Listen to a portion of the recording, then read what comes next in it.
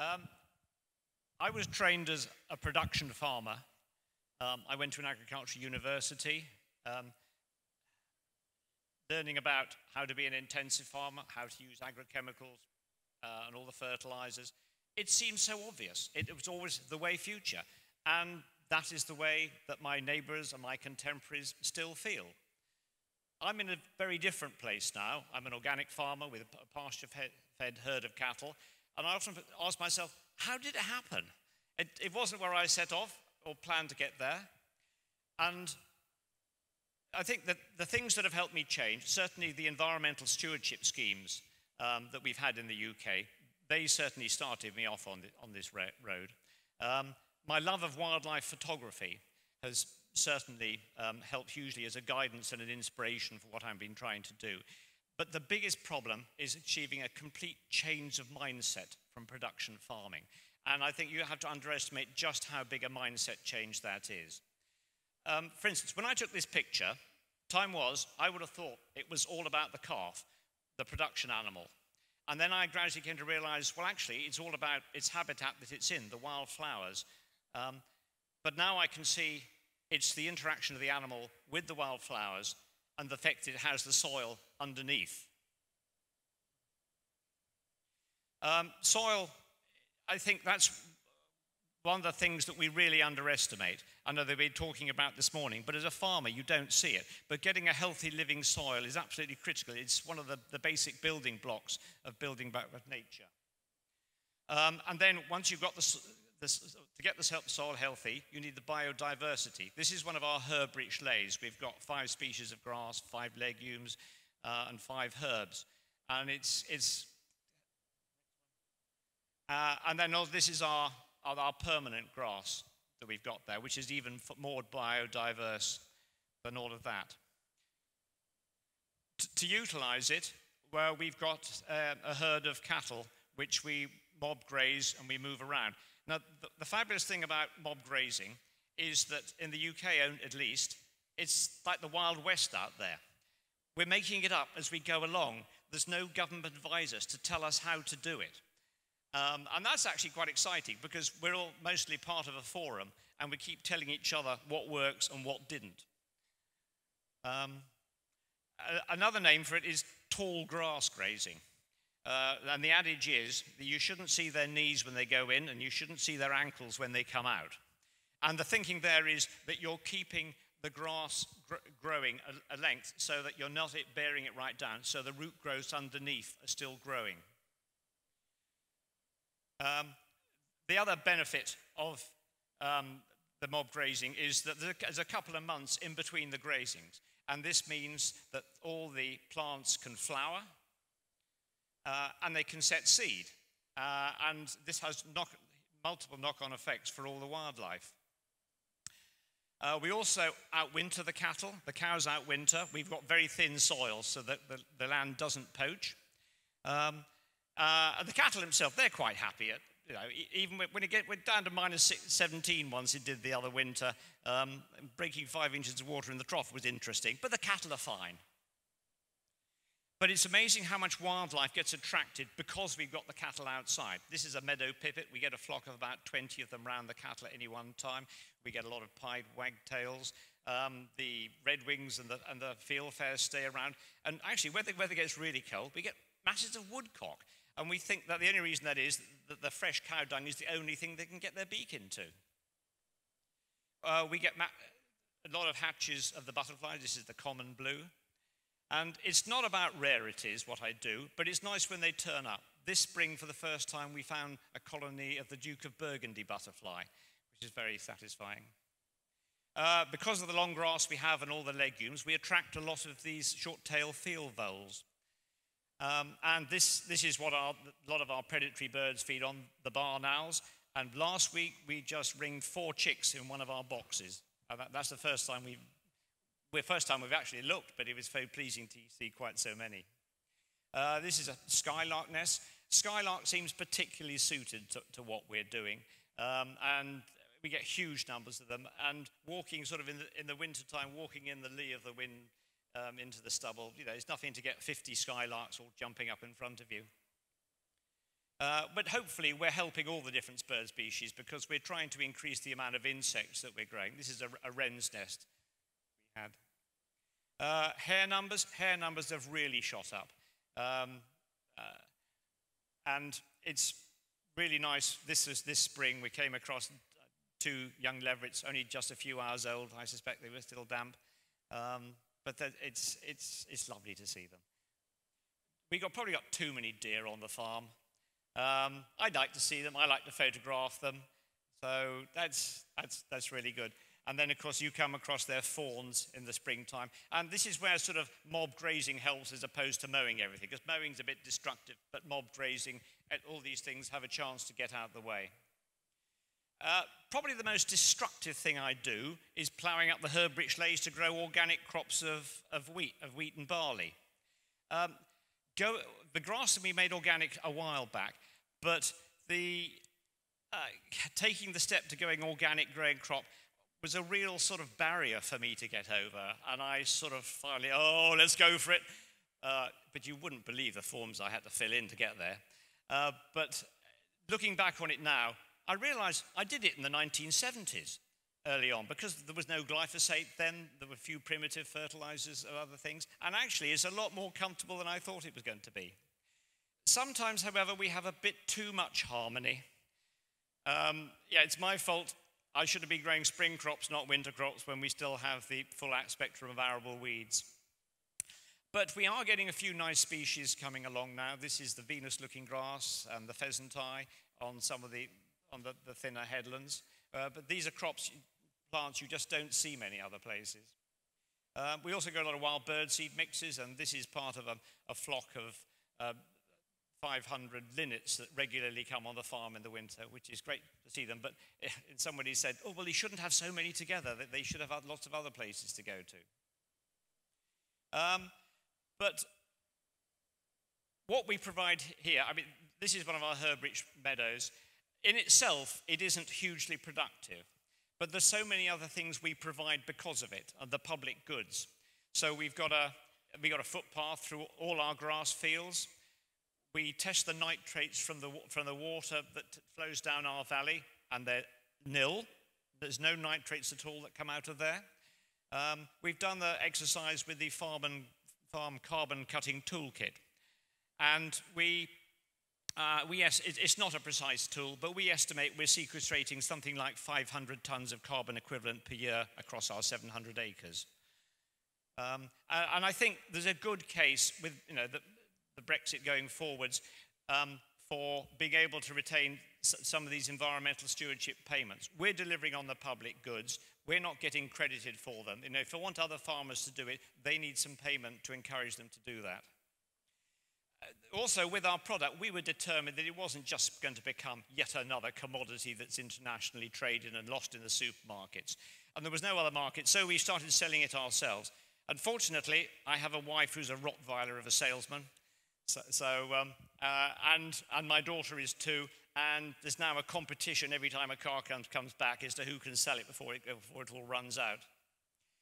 But selling to the consumer, it's you, the consumer, which will ultimately determine how well these systems work. We're part of the Pasture for Life group.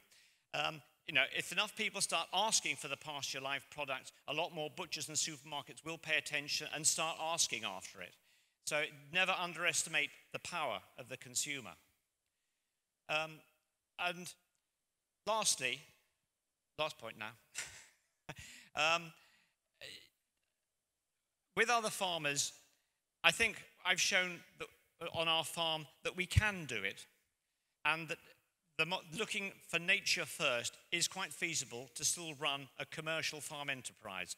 The big thing that's missing is the mindset change that people have to go through. It can be done. Thank you very much.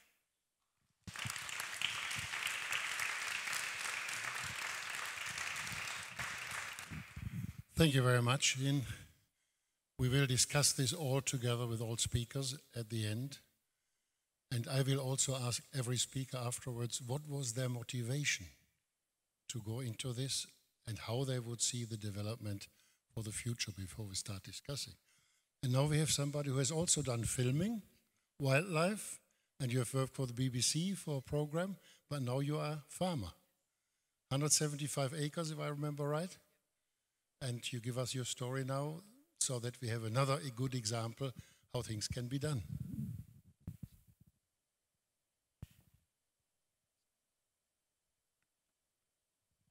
Thank you very much. I've just noticed my old boss from the BBC is actually sat in the audience, which has put me off slightly. Anyway, just to introduce myself, my name's Rebecca Hosking. I farm at Village Farm in Tipper, South Devon. It's a similar system to Ian's. We don't do the wheat, we don't do the arable, but much of what you were seeing there is replicated, only we use sheep. And I want to I can see why Patrick twinned both Ian and myself together, because I'm going to sort of lead on from where Ian finished. And it is a change of mindset, like Ian said. To farm in a wildlife-friendly way, you do have to change mindset. My family is a farming family. I can date it back to sort of 1600s. I was wayward and went around the world and took some photos and then came back again. But it's viewing the farm in a different way, and viewing the farm, and I suppose that's what my little talk's about, is about how my mindset's changed. And I think to change my mindset, I've changed the language about how I view the farm. So Village Farm, it's been interesting today with people coming up and asking, so what do you do? And, oh, I'm a farmer. What do you farm? Well, we have 800 sheep, so you're a sheep farmer. And that's that's the category, and you've just been put into a niche like that. Well, yes, I have sheep, and yes, they pay the bills, and yes, that is our commodity that we sell out to the general public and we sell to chefs, and that keeps us going. But that's only one part of how I view Village Farm. And I think the first word is I don't view the farm as a farm, I view it as an ecosystem. And as soon as you start talking about a farm as an ecosystem, you start viewing the animals on that farm very differently. No longer do I have domestic species, and likewise, no longer do I have pests and weeds and vermin. All I have is species across the way. And if you understand what an ecosystem does, the more diverse the ecosystem is, the more healthy the ecosystem is. So the more diversity I get in there, the more wildlife I get in there, I understand the more healthy that land is. The other way we sort of view ourselves is slightly different, is by viewing it as an ecosystem and looking at these species, we also view ourselves as a species. We're not dominant. My dad's, anyone who knows anything about farming knows that farmers tend to be kings of their little empires, and my dad very much is. But by trying to view ourselves not as this dominant species and putting ourselves back into the ecology, back and intertwine ourselves into that, suddenly we realize that we aren't dominant. We rely on all of these species around us to keep us sustained, to keep us financially in check. And also, by not having that dominance, you start to question, is it my right to use that land first? So Ian's just showed some skylarks, and we have, because we graze very similarly to Ian, but we use sheep. It's been skylark season about 8 weeks ago. And one thing we would do when we've questioned is, right at that point, the grass is at its max, it's at its most lush, it's really diverse, and it's really would put on a lot of weight onto my animals. But is my need more than those skylarks right now? Those skylarks have crashed in the last 20 years.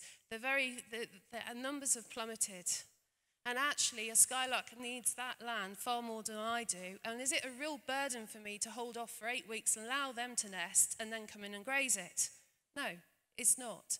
And that's how we're beginning to view ourselves as Village Farm. We're beginning to view ourselves as this ecological system. We're beginning to view ourselves as cohabiting with these species. Not coexisting, we're not on different planes, we're all together in it. And by viewing ourselves like that, suddenly we're changing our mindset.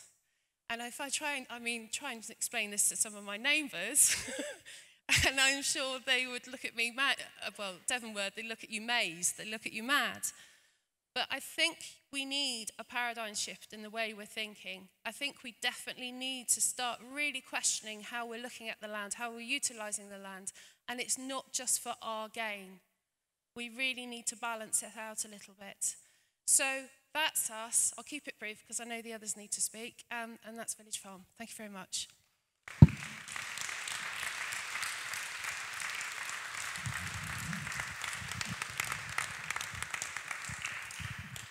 Thank you, Rebecca. Yes, conversion starts here and here, because my experience in Switzerland was most of the farmers converting, you wouldn't believe it, the women were behind it. They started talking to their husbands, say, hey, there's more than just growing more. And that was very interesting to learn that there very often that much more of that what you just described, what one needs to convert and to understand. And Mike, I think you are one of the ones for a long time already trying to get this integration between land use and protection. And he is the chief executive of the RSPB, but also your organization, like the NABU in Germany, is not just concerned about birds anymore, but the total ecosystem. And I think you can give us some examples beyond Europe where also this approach can be done successfully and, I gather from both of you, also economically sound. Mike. Thank you. Am I okay here? Does this work for everyone? Or? Yep, yep.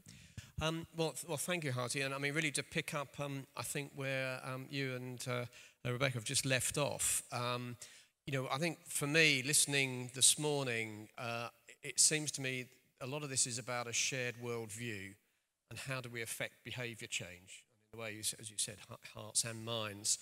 And I think it might be worth just declaring, you know, my worldview was, I think, I didn't realise at the time because I was quite young, but I think it was incredibly coloured by an event that happened on Christmas Eve when I woke up just before my 9th birthday. And this was 1968, and I woke up to hear Borman, Lovell and Anders, who were the crew on the Apollo 8 space mission, which was the first time any human beings had gone the other side of the moon. And as they came back, the whole of humanity saw broadcast our home rising over the horizon of another celestial object. And they read out the first 10 verses of the first book of Genesis. The creation story. And, you know, I think for me, culturally, that was a global shared experience. And the paradox, it was born out of, at the time here, it was called the white heater technology. It was, you know, very much out of the 50s when systems thinking was being, you know, had come out of fighting wars and come out of, you know, all of the scientific progress that had gone on. But actually, ironically, at that time, that systems thinking was also leading to this massive acceleration in terms of how humanity consumes the Earth's resources. So in the decade leading up to the 60s, it's sometimes known as the Great Acceleration, and the consumption went 1,000% increase in terms of human consumption. And you know, you talk about, you know, losing wildlife in the 60s, you know, that wave was hitting us then. And, you know, really, you know, it was a dawning realization that in terms of systems thinking, you know, it is one coupled planetary system, and the natural environment is coupled, but it's become coupled very, very closely. And in fact, the single biggest driver now is the social and economic coupling with human systems. And really, we understand that now. You know, the evidence just accumulates and accumulates and accumulates and shows how all that is interacting together. And the issue now is we're reaching planetary boundaries. We heard about some of that from Ellen MacArthur this morning.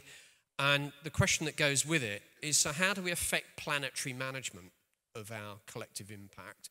And what is the governance for that? Because clearly, I'm not sure any of us would want to live in one dictatorship ruling the world under a government, nor would we want to live in one big corporate entity, business that runs the world.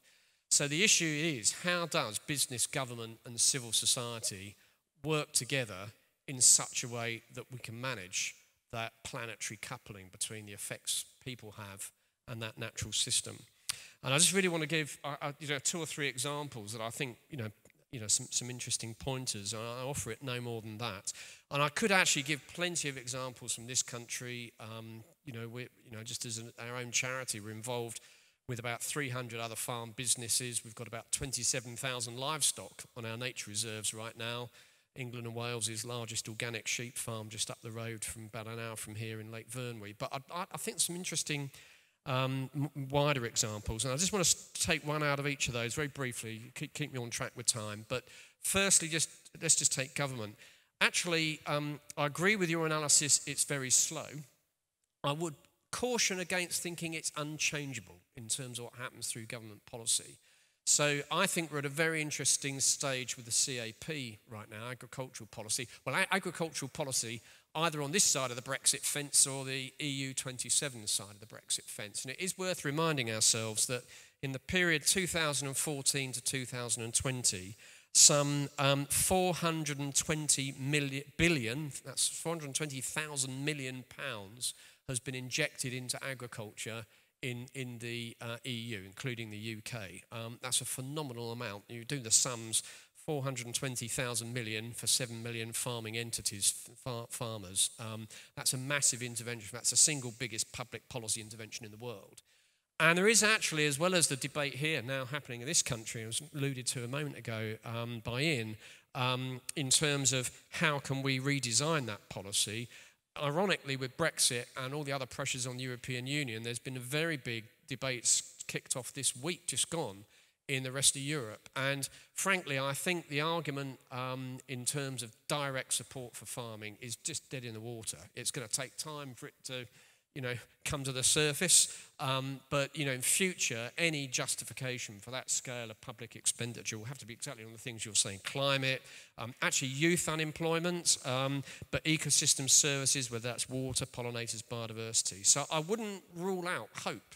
It's a very monolithic, slow process of change, but we shouldn't give up the prospects. And I personally think we will see that being catalysed quite a lot. So I do remain hopeful on governmental change. On business, I just want to give one little example that we have, we're interested at the moment. So we have a partnership in Sierra Leone. We're involved in a very big tropical forest program there. It's about 400,000 acres. It's a peace park on 2 national parks, Liberia and Sierra Leone on the border together. Single piece of the upper Congo forest left with bonobo chimps and pygmy hippos and more breeding birds than occur in the whole of the UK. It's phenomenal.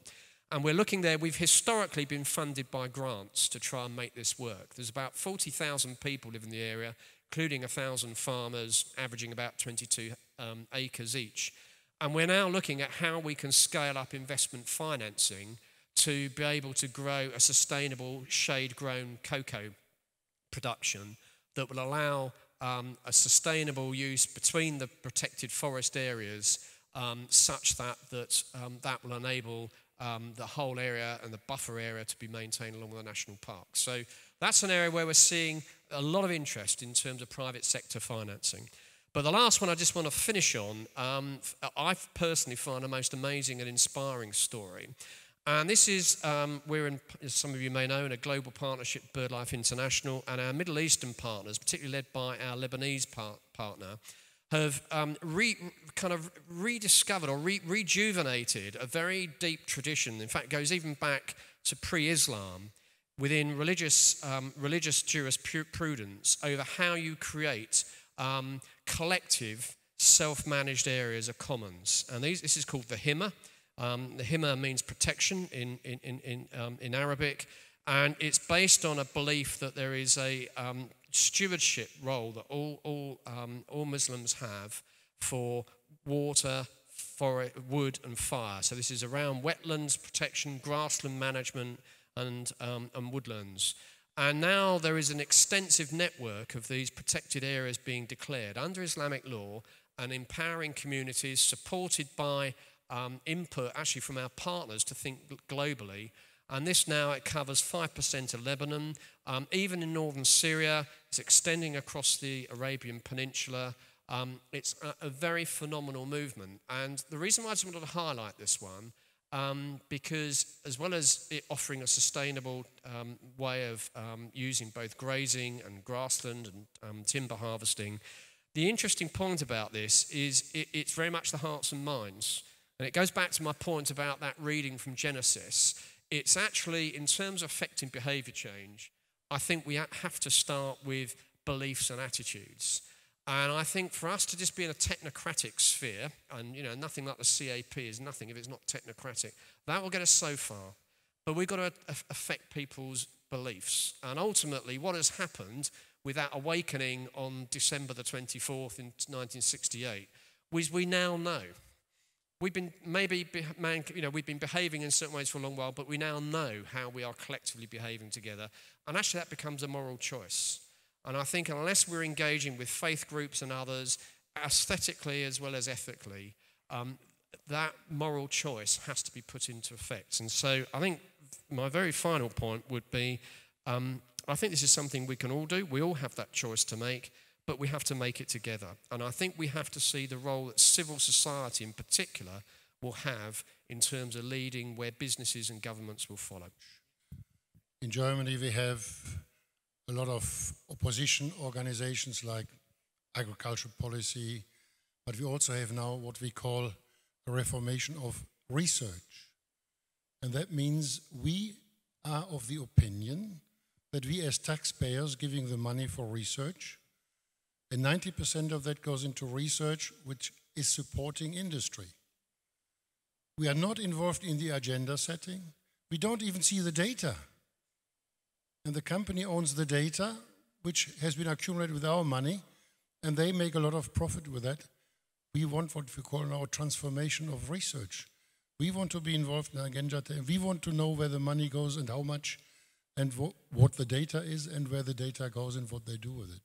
So that's a very big opposition. But the problem is, as we have in agriculture, farmers only at the moment paid for food. Researchers are only paid for publications in refereed international journals. And if they don't have that, they're out. And we have to change this too. So there's another big area which also is important for agriculture, for nature conservation and all other fields. So there's another important area many people forget. We have a change there. We urgently need a change there as well. And if you have now a look at more or less the whole world, then we have here the Nature Conservancy from the United States, but you are based in Great Britain, and your official title is Global Managing Director for Lands at the Nature Conservancy, Justin, and you tell us a little bit about this. This organization owns, if I'm right, 119 million acres. It's on my land here, 100 million acres. 2 million acres. So they are also a big landowner, so they know the problems directly, the conflict between land use and nature conservation. Good afternoon. It's really a great pleasure to be here. And I work for this large nature conservation organization that most people in Europe have never heard of. But we do some wonderful work around the world. But I want to start by admitting I'm a fraud because I have never farmed. I wanted to farm as a kid, but I have never actually farmed. I once showed a farmer friend my vegetable garden, and he sort of poo-pooed kind of this little sort of postage stamp sort of attempt at farming. But so I'm not a farmer, but I've worked on innovation and system change all of my career. And I'm going to give you a few perspectives about how the environment movement has approached its work, and how part of where we need to get to for this harmony theme is to bring the environment movement and the farming movement together to actually find joint solutions. So if we could have the first slide. So traditional conservation is all about land sparing, which means that we protect critical ecosystems. And so what you see there is a very typical picture. That's part of the Amazon, where we've had enormous land clearance for agriculture.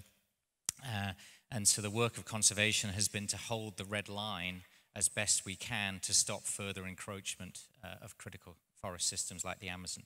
So that remains a key strategy that our organizations have to pursue in many, many parts of the world where we're still losing huge amounts of habitat.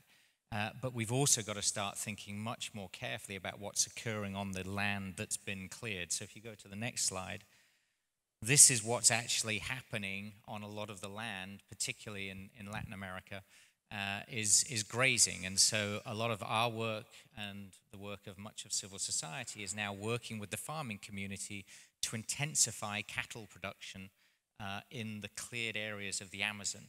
And so we can move, in this farm, this is a farm run by a wonderful gentleman called Gaucho, and we've worked with Gaucho to increase the intensity of the cattle there from 1 head per hectare to over 5 head per hectare of cows. So there's increased economics, there's better yield, there's some better livelihood for the cattle.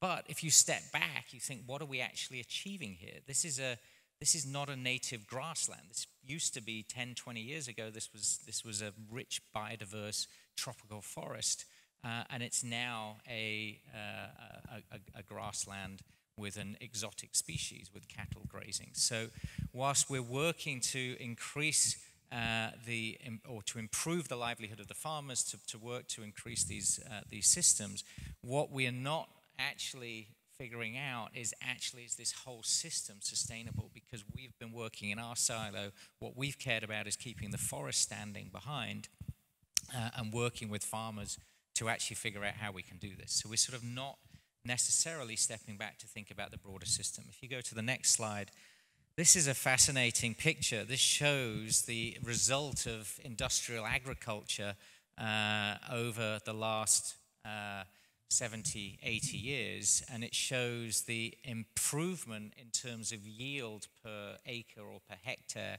of corn.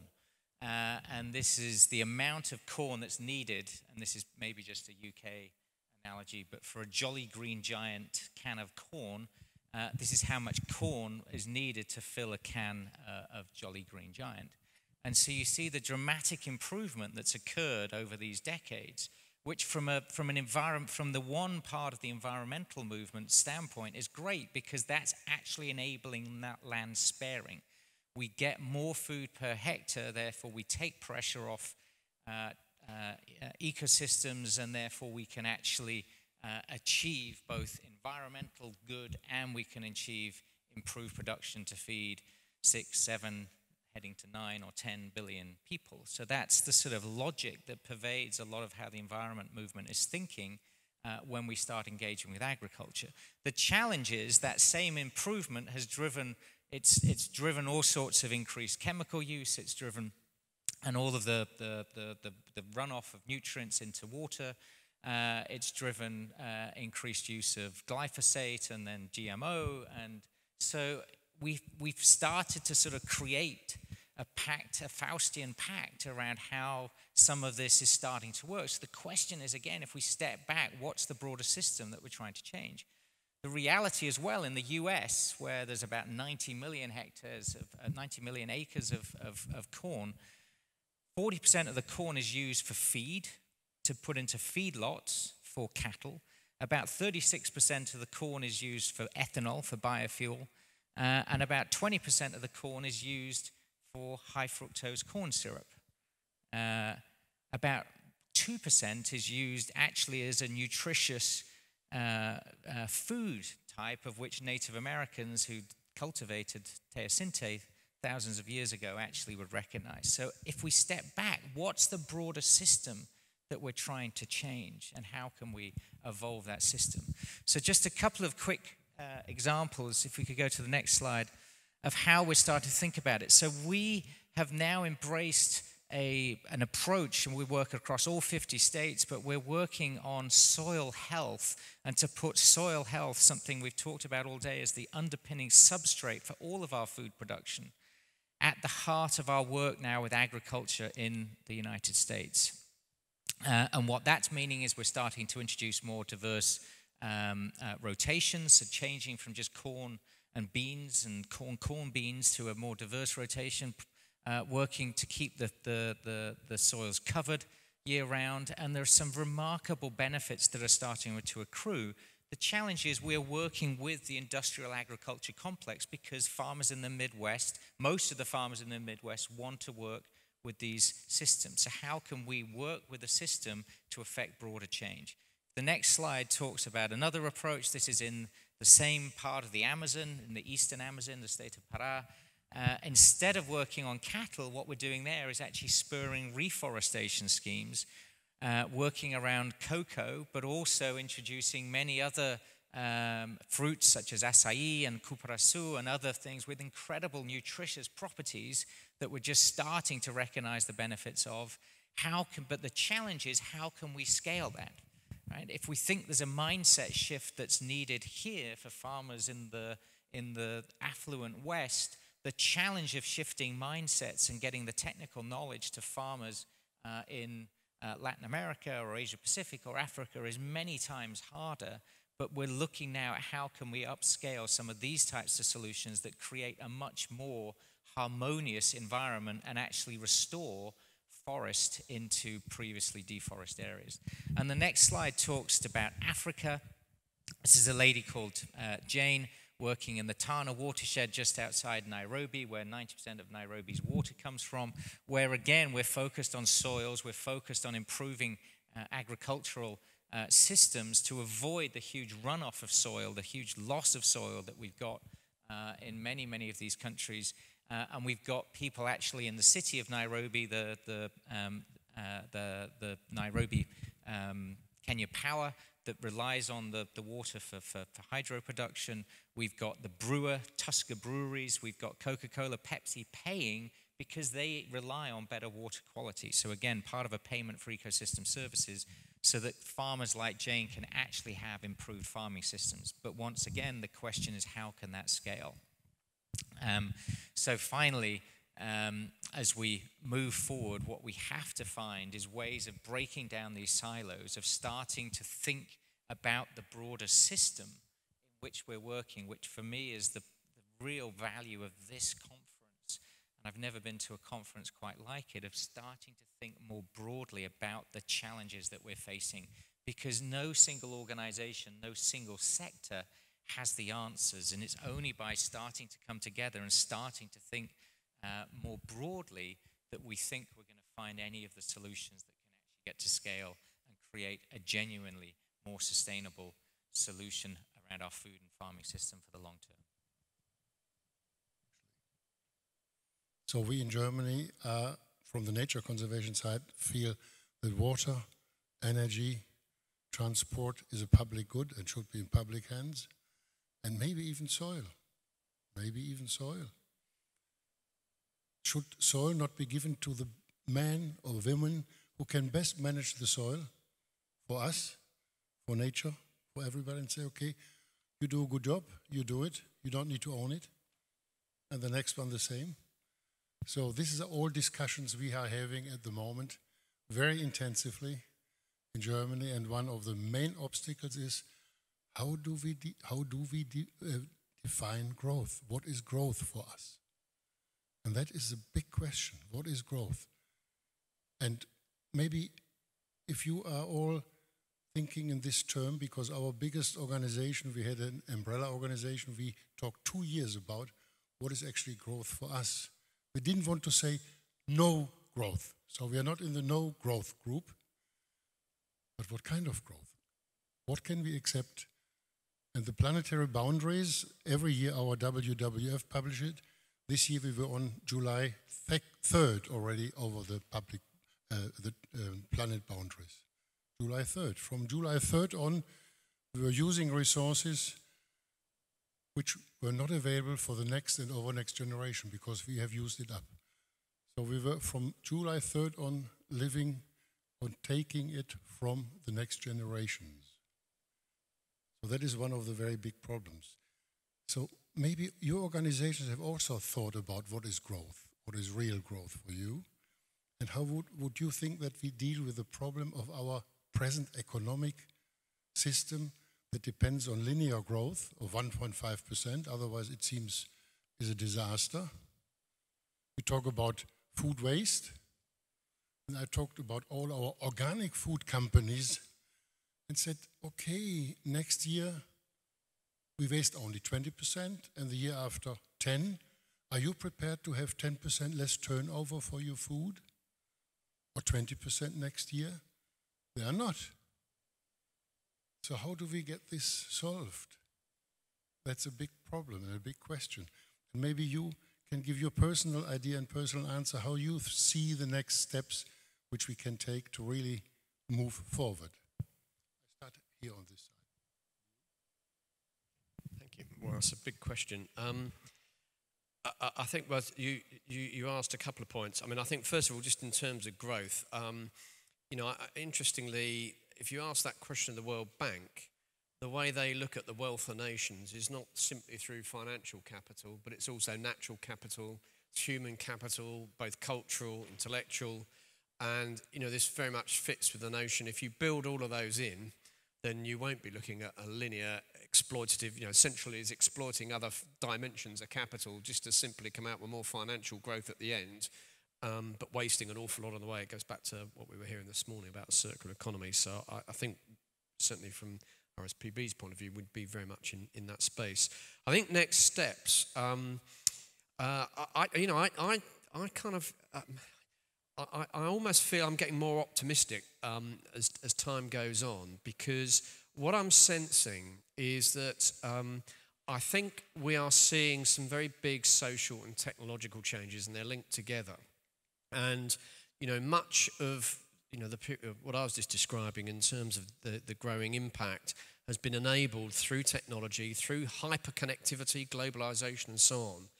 But actually, I think that is also equipping individuals to take action together in different ways, and we are starting to see that. And if you look at the worldview of what are sometimes called digital natives, and most of us, but not all of us in the room, are digital immigrants, those who've been born into the digital world, you know, it's a very different worldview that is developing. And, you know, if you look at in this country, the highest growth in participation in civic life, in charities, is actually the under 26.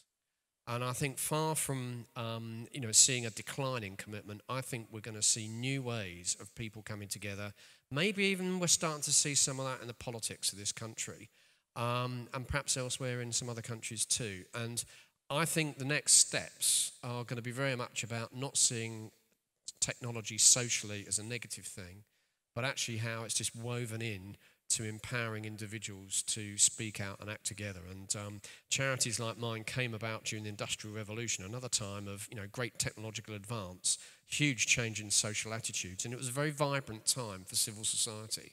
And I personally think that's exactly what we're entering into again. Inevitably, I'm going to talk more about the UK than internationally. Obviously, we've got Brexit coming up, and I think this has the potential to have quite a dramatic effect on UK farming, if only because I think a number of the current models of UK farming are just going to be no longer economic, and I think that could be a huge, big driver for change. I mean, the average age of a farmer is probably about my age now. So, you know, and it'd be great to see so much more young blood coming in. It's very difficult to get into UK farming at the moment if you're young. The only good thing is that those that have made it have got to have had something very special about them, or they wouldn't have got in. But going forward, well, Brexit will have a huge effect, and none of us know how that's going to look. But the land will all be farmed, and there's going to be far greater emphasis, I think, from the government in being more socially responsible in terms of building up the natural capital. The messages are all out there, and if we get younger farmers in, they're going to listen more. I'm relatively hopeful that what comes out of it is going to look better than it is now, just going down the same old model of exploiting our soils. I think all farmers now appreciate that the soil is the one critical thing where partly why their farms are failing. They're losing their soil down the day. They don't want to lose their soils. So I'm relatively hopeful. But as far as growth goes, I don't know. If Brexit really were to happen, our growth's going to be negative for a little bit, I think. So, but who knows? Well, keeping it British as well, and just keeping it from personal experience, The way we farm, or the way we gauge our growth on our farm is one, financially, but also ecologically. So we are working with the RSPB. They came in the first year. That was one of the groups we work with. We also work with Rothenstedt and the Woodland Trust. So we did baseline surveys on we're a tenant farm. We've been there 4 years. So we came in on the first year. It used to be ripped out, arable, newt, knackered, not loved. And so we did a baseline survey on many things. One of it being the carbon in the soil, one of it being the amount of bird species. We also had a team of ecologists looking at small mammals and insects. And that is playing in. We're doing a 5-year study on that, and to see what will happen in 5 years' time. And that to me is growth. That to me is our business growing. And we explain that straight out to our customers. And I think there is positivity, because the way, yes, there's a lot of people who just still buy their food from the supermarket and they don't care, and they don't care where it comes from, and they're not thinking the link up between. But I suppose being on the cutting end, we do direct marketing, we work with chefs in London, and it's that drip down effect. And we have a lot of chefs coming to view us, coming to visit us, coming to understand where the food comes from. They pass that through to the customers, that's going into the domestic market. And I think we do have people, a majority of our customers buy from us because of what we do on the land and how we're farming and how we're working with ecology, and we're not separate from it. So there is hope out there, and there is, people want this, and it's also the health of the food, which we're not talking about, is the healthy ecology is the health of the food. People have had so many, I'm ill with it, but there's people with so many food allergies now that they want pure food, and pure food comes from a pure farm that's working with wildlife. So it's sort of hand in hand, and to get the taste of the food, they come to people like us. So there is that knowledge now, and there is that beginning to seep in as well, which gives me hope anyway. Thanks, Rebecca. I don't think you could do this type of job if you're not optimistic about the future. But what worries me is a sort of complacency that, you know, we've talked about sustainable development for 30 years now, 87. So and a lot of corporates and others have sort of co-opted it and are all doing good stuff, but everything we're doing is a sort of an incremental improvement, and yet we're facing a reality that requires a much bigger step change than we're currently willing to embrace, because I think we're all afraid at what does that step change actually look like, because we don't know and we can't envisage it, and we're afraid to take that leap into the dark, and everybody's afraid around what social disruption and dislocation and things. Well, guess what? That's already that's coming anyway, right? So the sooner we actually embrace the fact that we need to be more radical and more revolutionary, I think the better chance we've got of actually creating a brighter and better future for the planet and for our children. And so that's what gives me hope, that I see more interest in actually being a little bit bolder than we have been. And what does that mean in terms of growth? And again, this conference, I think, gives us license to talk about this, or at least to dream this, that you know, we have to start, I think spiritual growth has to become more important than material growth. We cannot continue with the material growth trajectories that we're on. And there's so much richness in life that comes from non-material possessions, that the more we can start to embrace that and recognize that. And I think the youth of today, my kids, you know, I've got old teenagers, that I think they do recognize the power of experience more than the power of material goods. So that gives me hope as well. How do we value things, and what do we value? And an obstacle from our point of view in Germany is the shareholder value approach. That's for us, from our experience, much more difficult to talk to those companies than where you have the company owner, medium-sized company, they make a decision, and they don't think about shareholder value and their profits at the end. They right involved. I mean, when I started in 1982, the separate collection of organic waste, that was 1982, because we saw the idea of 40% organic waste being dumped, producing methane, producing runoff in the groundwater. So if you could take that out, recycle it in form of compost, bring it back to the land, have a regional nutrient cycle, everybody said, nobody's going to separate. Why would people separate? Why would they do it? And the idea was we use the same tools like the industry uses to tell us to buy things we don't need and throw them away as fast as possible that they can produce more. Why not using the same approach with this? And we were successful, and now it's in the whole EU compulsory. And that was the first step. So, like we are here now, some people might say, I think we have to do it, and we have to set the example.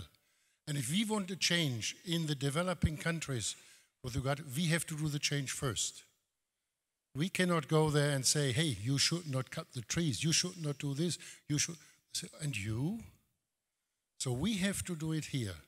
Then we can go there with our understanding and their indigenous knowledge to develop agriculture which will be different in all parts of the world, depending on the culture, the landscape, experience of the people, religion, history.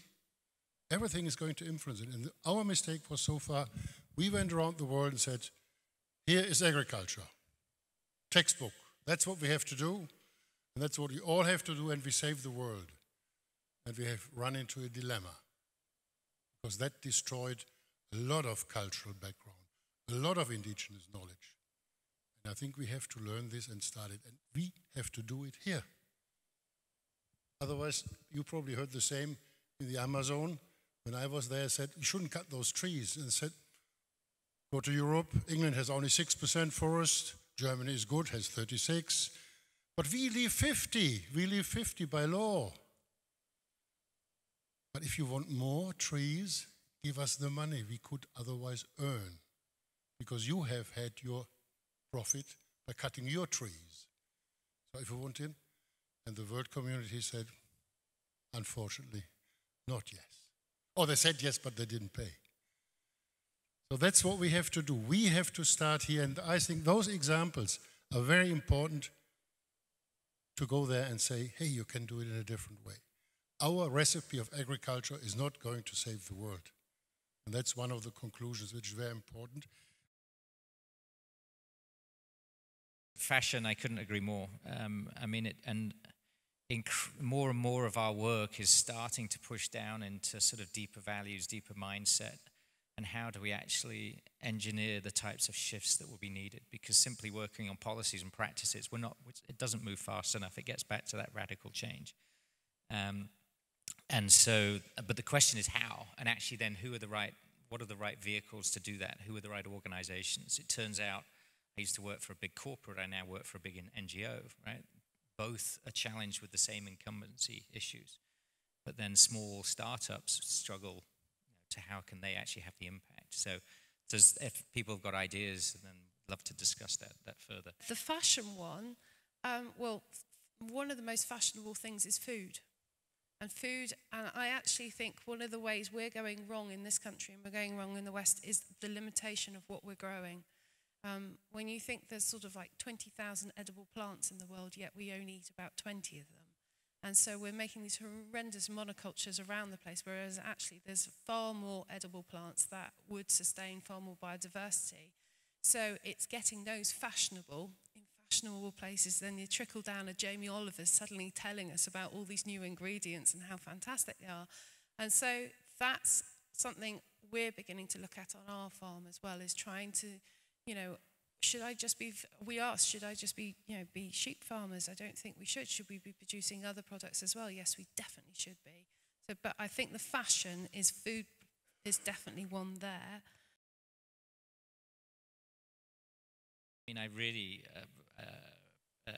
empathize with the challenges you must be facing locally in terms of conservation and farming in the Lake Districts. I know what a beautiful area it is, but I also know what a sort of dire state the sort of environment is in. And the only way that any of these things get resolved is actually by bringing groups together and finding where there's common ground. And there are things that everybody cares about that you can do it. And there's some really interesting new methodologies that are being tried. So we're doing quite a lot of work with indigenous peoples in Canada right now, working to really try and resolve conflicts after hundreds of years of really being repressed and denigrated, and to try and bring healing together for some communities and to find some shared solutions. And none of it's easy, but it's essential to just find dialogue is the only way we can resolve things as human beings. I think it comes down to personal contact, and it's really, once again, what you were saying, it's finding common ground. As a farmer who loves wildlife, I've had persons from certain NGOs come in and tell me what's wrong with my farming and sit at my table and have my cup of tea from me, and I'm thinking, yes, and you're drinking my cup of tea and telling me what's wrong, and I'm actually on your side. And then I've had other ones who are wonderful, and I think coming from a farming perspective, farmers always think they're being got at. Whenever anyone comes into their yard, they always think they're either being sold something or someone wants something, because they never come and see us otherwise. And so it's finding something that actually, like all of us, we want to be respected, we want to be appreciated, and whatever you're going to bring to us, it's common joint goal that we want to. So it's phrasing it in a way and finding common ground that they want what you want. And it's both Ian and I do this practice of holistic plan grazing or mob grazing, and we use Alan Savory. And in his book, he lists a similar type argument where there was a real standoff between some ranchers and some conservationists, and actually it was meeting and finding common ground and finding common language, and actually asking, what do you want the landscape to look like in 20 years' time? And actually there was a lot of similarity between it. Farmers versus conservationists. It's interesting. I've got a foot in every camp. So, I've been a farmer, I'm a conservationist. We've got a pheasant shoot on the farm. I'm a very keen bird watcher. For me, it's not an issue. And I sometimes despair. You get all these total single-issue groups which concentrate on one thing, whereas they needn't be a problem. And perhaps we need more people who've got the breadth of experience, who can identify with all groups and try and find the way forward. It's a question of balance always. Briefly, just on land sparing and land sharing, I think we've got to avoid either ors, and I think many of the challenges we face are around dualities and the polarities that we see that are just awful and in such sort of plain sight with the politics we have today and in so many other areas. And so land sparing and land sharing both have advantages. As I said, there are parts of the Amazon, as an example, that we need to spare and conserve for so many reasons. But there are huge swathes of land where land sharing becomes absolutely critical, and I think that's the core of what we're talking about here. And some great examples, Ian and Rebecca's examples are great examples of how you start bringing wildlife conservation into farming. And farming isn't the enemy of the environment, as we were just hearing for the Lake District. Land sparing, land sharing. Obviously, I'm, more pushed towards the land sharing camp. But no, I agree with both. There's parts of our farm which we just don't go to because that just does need to be for nature. But I think one of the ones with there's a certain journalist who's very keen and has alienated quite a few farmers with his very strong views on land sparing, in particularly places in the uplands. And I think the problem with that, there is one real problem, is that to actually integrate ourselves back into an ecological system, I really don't want to be just this voyeur tourist that goes up to this gated big wilderness, has a look at it, says, isn't that lovely, and then goes back to an urban environment again. I think that's really going the wrong path, and we need to integrate ourselves far more. And I also get a little bit ticked off when they always use Yellowstone as a great example of, isn't it great? Well, that was, not to be disrespectful anymore, but it was very much a Western middle-aged white man's ideal of what the wilderness was. And there was indigenous First Nations there, and there was people working the land. So when we talk about land sparing and land sharing, I think there is a mix of both, and I don't think you should be pushing out people to have these big wildernesses necessarily. It doesn't work in other places around Europe. I mean, from filming, I remember working in Romania and working in northern Italy and having guardian dogs with herds. So there were sheep and there were wolves right beside each other, and it worked. Just on the land sharing and sparing, I think they can be complementary. For instance, where we found our Duke of Burgundy butterfly was on part of the farm which I don't farm. It's the middle of a very steep bank, and perhaps we're lucky to have very biodiverse habitats that we farm in. But some parts aren't farmed, and some parts, are farmed, and so there is a place for both. But obviously, I suppose land sharing is what we do. We're trying to sort of find some role for farming sort of all of the habitats and making some economic activity. But perhaps, if not, that's the role for where the environmental stewardship scheme, which I think we have one of the best schemes in Europe, I think, don't we, as far as I'm aware, that we're more advanced in where that goes. Perhaps, that needs to be recognised more, that a lot of public goods that we are providing from not farming land will need to be recognised. I'll just do the land sparing, land sharing very briefly. I'm happy to expand on this outside, but this reminds me, because I've been around long enough, of another, this is a rehash of Ireland biogeography debates. Once upon a time, it was a different version that kind of puts into a choice either or. And there's a set of ecological principles here which would basically say that a lot of things around land sparing are actually positive overall for nature. But the reality is that has to fit within land use, property rights, whole set of things. And I think it can inform the debate, but you're just on a hiding to nothing. Once you pose it as a polarity, as I think Justin said, it becomes a sterile debate. But anyway, I'll happily expand on that.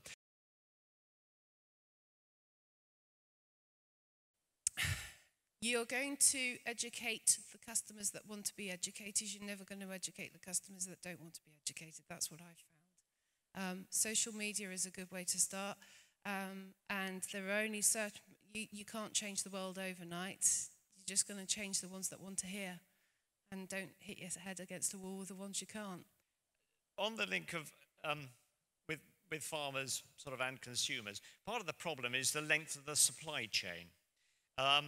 We sell direct to our customers. There is no link in the supply chain. We talk to our customers, they come and see what the farm is and how it is. And I think that gets over an awful lot of problems that have developed in our elongated supply chains through the supermarkets. I think the thing I'd like to just try and weave all the other three questions together, I think there's cultural context to a lot of this.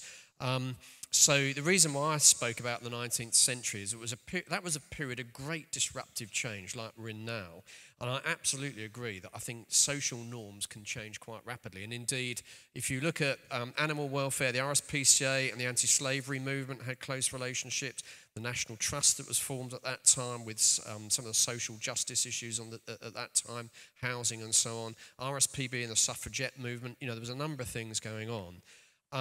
And I think it is worth us having that in mind when we see these other big debates and arguments are going on, perhaps a bit like in the Lake District. And I think we should remind ourselves that if you speak to people coming even from other parts of Europe, one of the things in England especially is, very early on, the agrarian revolution led to a lot of disconnection with land.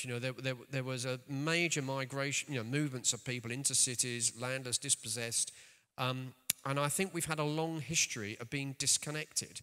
So, many parts, I've got friends in France, grandparents, forgive me, but will be, were peasant farmers, they're small holding farmers Northern Ireland, that, you know, most people will have grandparents who are connected directly into farming, and, you know, many parts of England, we do not have that kind of cultural association and memory anymore. And I think, so therefore, anything that can be done to reconnect people to the products they're buying, shortening that connection, you know, it is really important. And I feel in the Lake District, it's, you know, there is undoubtedly a sense that many, particularly more remote rural communities, you know, there's many things going against them at the moment. You know, I mean, just, you know, connection into, you know, into the internet. I mean, just very, very level. It's very easy to see how communities can feel just besieged by the amount of change going on.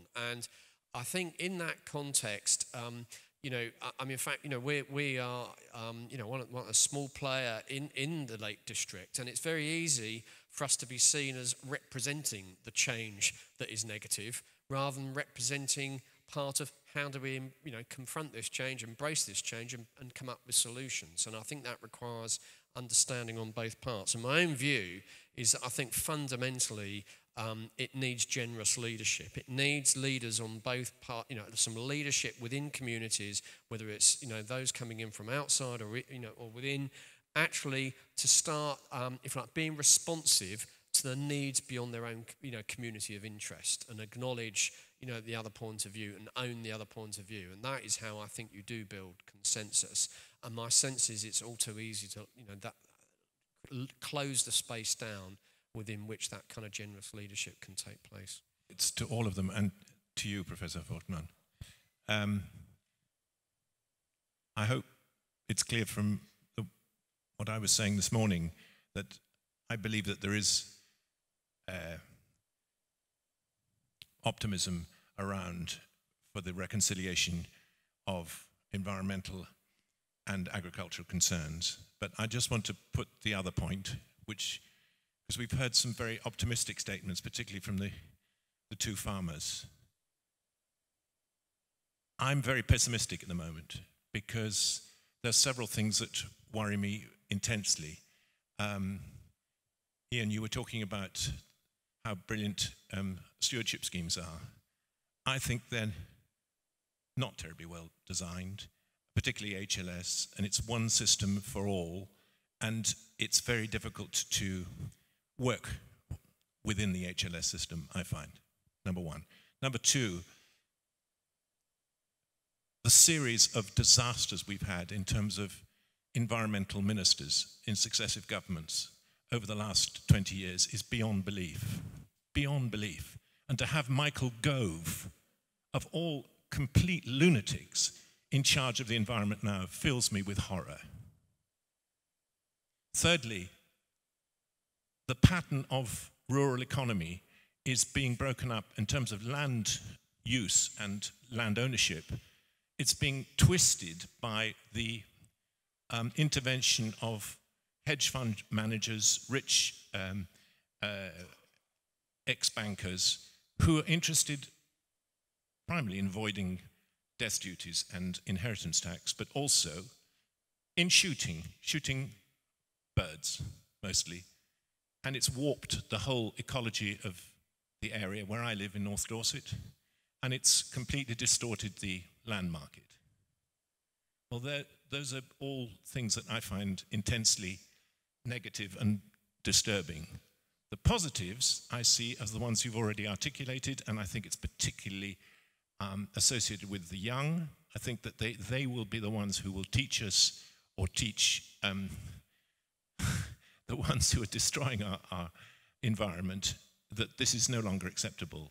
And they will have a much more interconnected idea of reconciling the adversarial standoff that exists at the moment, for instance, in the Lake District, between the proponents of the environment and the proponents of agriculture. And there are so many unnecessary conflicts that are going on. I mean, just in our local wildlife trust, you have so many competing sectarian interests between the butterfly people, the bird people, the insect people, and so on. They can't agree on anything, and the result is that their wildlife habitats are a total mess. Sorry, but that's what I feel. Right.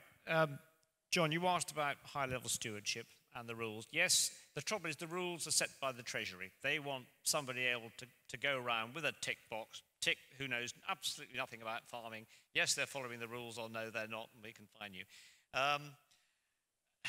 You have to view high-level stewardship that there is some money coming in that you can do some good.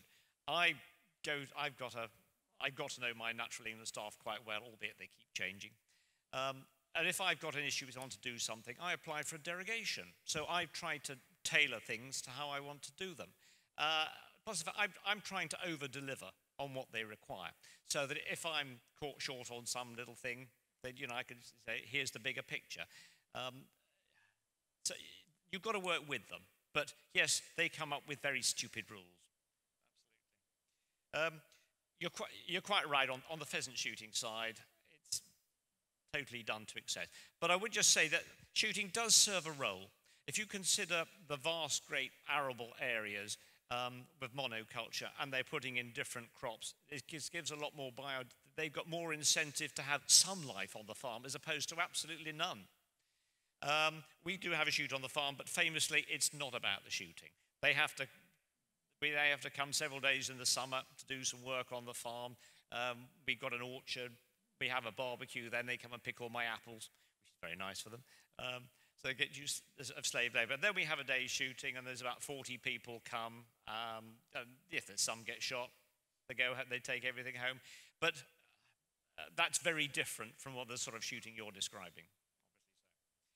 And as far as the value of the land, I mean, obviously it's an inheritance tax break. As a landowner, albeit a small one, the value of the land is a real pain, because when I want to pass it on to my children, it's this huge, big sum of money. How can you begin to be fair between your children? So, perhaps the loss of the inheritance tax somehow, I don't particularly wish to give it all to the taxman either, mind. But that's an issue. That one. Just quickly about the optimistic bit. We were going to have one question of why do we do this? And perhaps that's probably the better answer for yours very quickly. I'm not as old as born in 1960. I'm after that. But when I was a kid, I remember bugs on the screen. I remembered hares. I remembered grey partridge. I remembered having flycatchers flying around the fields. I remember, but it's the generational degradation. It's also known as shifting baseline syndrome. And I think it's the thing that's catching out conservation hugely, and it's catching us all out. And if you don't know what it is, very quickly, just to give an example, I have Charlotte here, who was an intern for us, and I'll just give you an example, because Charlotte, I'd love to seeing bugs one day spatting on screens of her car, and I would love her to see hedgehogs again, and I would love her to see all of these things that I remember, so that's why I do it. But I have seen this huge decline in nature, and I'm only one little farm. I can't change my neighbours, I can't change national policy, but I'm desperately trying to change it on our farm.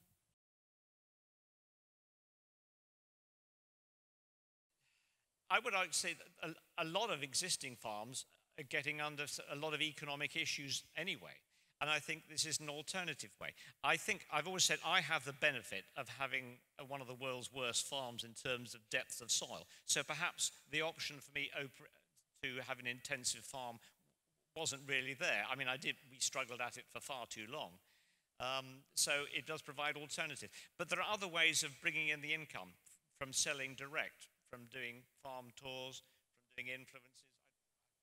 I don't know how I've ended up here giving talks on it. It sort of snowballs a little bit. And I think you've got to develop different skills for creating the farm income. It's not straightforward farming, but I think going forward, farmers have got to look for different ways of doing things. And just doing the same old intensive farming, if it's not going to pay, that's where you've got to show your initiative. Quickly on the financial one, yes, it does. I do better than commercial sheep farmers next door to me, but the main thing is change. People don't like change, and unless they're right up against the wall, they won't change. And I think there is a study somewhere, someone was telling me about, even if you're economically more successful and your you're producing more. It shows how stubborn farmers are. There's about a 50-mile radius apparently around you. Well, everyone knows who you are. They won't change because they know you. If you go outside that 50-mile radius, they start changing because they don't know you. And that's where change happens. So let's just rehearse a few key points here. So from RSPB's position, as it were, I mean, absolutely, we're part of a debate about how we move away from the kind of intensive models we've been talking about the last day or so that, you can point to all the impacts they're having. And absolutely, organic's part of the solution. I did actually say at the very beginning, I mean, we manage the largest, and I mean the largest organic sheep farm in England and Wales. And, that takes some effort. And we're doing that because we think that's a very positive intervention this is on the Lake Vyrnwy estate in conjunction with Severn Trent Water. So absolutely, organic, is part of the solution. It doesn't follow, though, that it is the whole solution. And I would just caution, the evidence isn't there to say that organic has the monopoly on being the only best for biodiversity option. We have to look at this through the lens of how do we achieve objectives for nature and nature conservation, relevant to others. And so I think we see it as a very relevant part of the mix, and are very supportive of that. I have to say, where we have got organic accreditation, we're very proud of that, and from the people on the ground, through to the top of the organisation. It is. I think it is just really our scope is only one facet, I would suggest, of how, I'm sure many people here will regard all the benefits that an organic approach will take. And, they're very relevant, but, from our perspective, it's part of the solution, but not the whole. Yeah, we are coming now to the end of this afternoon session. And maybe at the end I give one example of what we do in conflict situations. When I was president of our agency, we had the same situation. Actually, the nature conservationists had this, what we call partisan tactic. They bought land, and then they told the farmers, you have to do this and this and that, and the conflict was there. Now, whenever we start something, we have a 2-year period of moderating, having all stakeholders, we paid from the government, up to 500,000 for that, have everybody involved, and at the end of the 2 years, they come with a plan. And if we think that's a good plan for nature conservation, we might put 20 million into that program.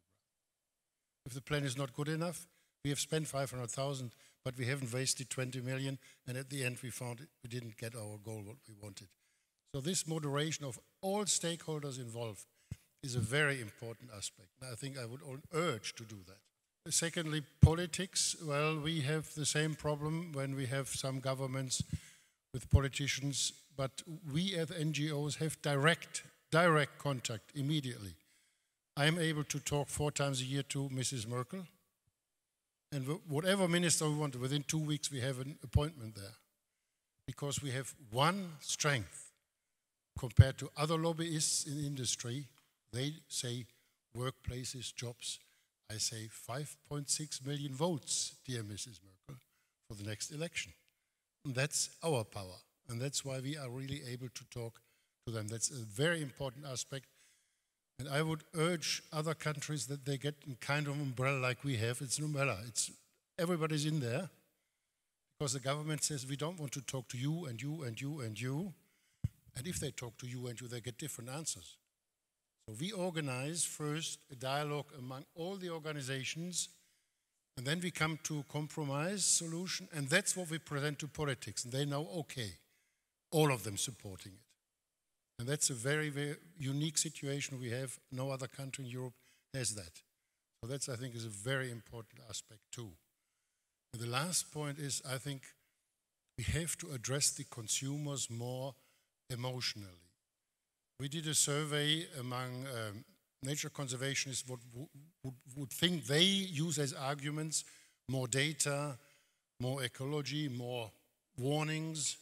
And then we asked the population and said, well, actually the most important for us is our environment, where we live, our landscape. That's for us very important. So we have changed the strategy and said, well, landscape is for us something we can really address people with. And what I will do with my students, I have this very empty-looking landscape with hard rock music, and I show it to the students. Then I have a lovely one with Mozart. Then I ask, so which of the landscapes do you want? Everybody wants the ones with Mozart and animals and plants. And then I get them to write down their buying patterns, their shopping patterns for food. At the end I have to say, sorry, none of you gets this landscape you want, which farmers are producing as a common good.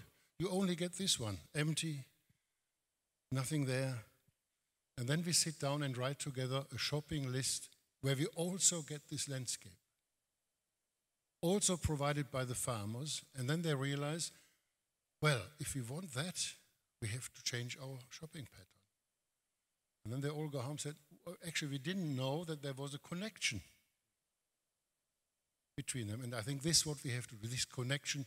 What you do has an influence on, and they love, all Germans love their trees and their landscape and everything. It has an influence there.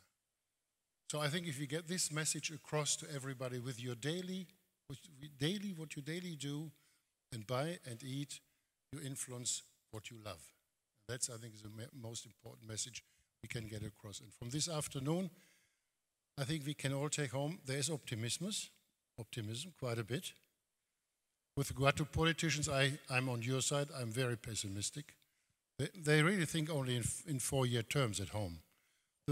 The first year after election is gone because they have to organize themselves, because we always have coalitions. 2 years they work, and the last year is next election. And so this is a big problem, and that's what I would like to ask. We have to influence that as well. Like in science, not just measure the publications you have, measure more than that. And that is a holistic approach. And I remember very well, when I came back, I told you, everybody said we thought you were a real scientist. At the end of 3 years of projects with others, one of my colleagues said, I know the difference between organic farmers and conventional farmers. Oh, I said, what's that? Organic farmers have books and music, and they play instruments. That was for him the big difference of all the farmers, because whenever we came to an organic farm, somebody played piano, somebody was this, there were books, there was all. So this is also a big difference and shows a cultural difference there. I know, I know. And with this, I think in mind that we have also a cultural change to achieve. We should go and have a coffee, and everybody works hard on this cultural change. Thank you very much, and thank you very much for coming.